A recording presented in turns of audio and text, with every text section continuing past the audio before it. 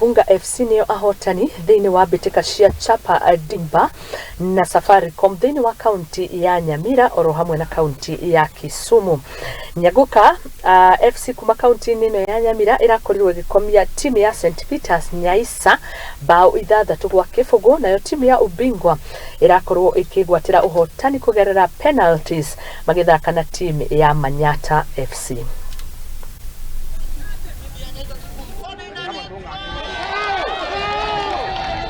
Kitu cha kwanza, hawa watoto ni wadogo, they understand what you tell them, na wanachukua masharti vile nawaambia, and they are boys who pray together always. Kwa ukweli ni kwamba haikuwa rahisi hivyo, na sijaamini ya kwamba ni ilikuwa hivyo. The other team was a good team. It's only that they were wasting their chances, and the chances we created, we scored as per the instructions given to the kids. Game imekuwa tu sawa, ni ile tunapiganga training na coaches wetu. Kwa leo tumepiga teamwork ndio tukaweza kupata ushindi wa 6-0.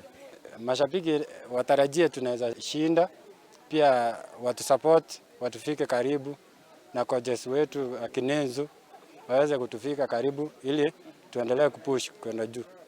Tukianza kutoka huko group stages, imekuja ikiwa ngumu sana. Ni kujituma, tumejituma hadi tumefika huku.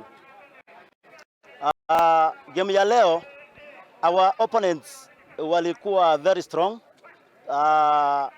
Ni vile tu tulikuwa tumetrain vizuri na kukaa training siku baada ya nyingine, ndio maana imetufanya tukawa washindi kama Rigoma Starlets. Safaricom